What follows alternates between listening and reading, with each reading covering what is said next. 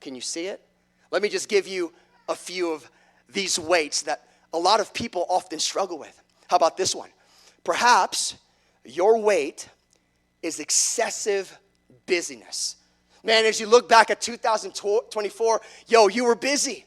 You were getting things done. As you look back at your Christmas season, you went from gathering to gathering, and guess what? There's nothing necessarily wrong with being busy, but perhaps because of your busyness, you were unable to focus on your spiritual health. How about this one?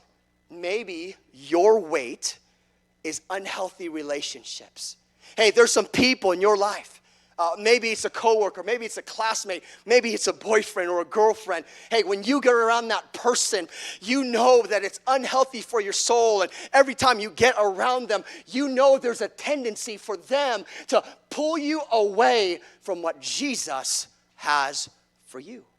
Maybe it's the weight of unhealthy relationships. How about this one? Maybe it's the weight of materialism.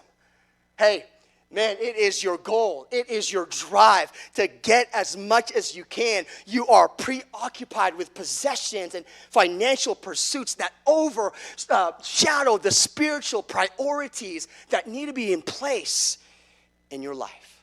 How about this one? Maybe it's the weight of past wounds or regrets. Man, you're looking forward to 2025, but then you look back at the rearview mirror and, oh man, I made that one mistake. Man, I ruined that relationship. Hey, you want to go forward, but that one thing that you did that you wish you could rewind and do all over, man, it weighs down on you and you can't seem to move forward. How about this one? Perhaps your weight is excessive use of entertainment, social media, or hobbies that don't align with eternal goals. Hey, I wonder, what is that weight that's weighing you down from all God has for you in 2025? So this past month, my wife and I decided that we were going to be a lot more intentional about our family time together. We were like, hey, it's the Christmas season. Let's make sure we're focusing on Jesus.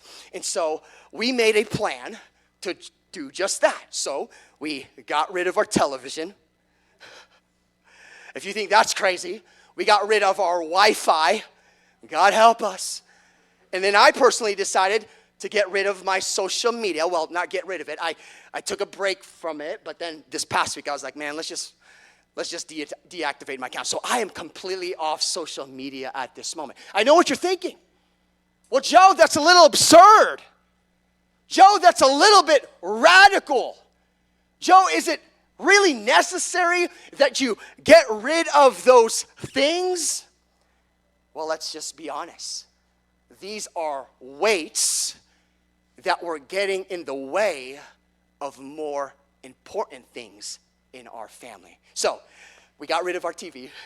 We got rid of our Wi-Fi. I got off social media. And this past month, we have been super intentional about having family devotions. And man, it has been sweet. It has been so encouraging to just have moments with my wife and my son and just to communicate how Jesus died on the cross. You can just see the light in my son's eyes. He's 2 years old, but even at his age, he's beginning to understand, hey, what Christmas is all about. So instead of being on the television, instead of just mindlessly scrolling through our social media, we decided, hey, let's focus on our family time.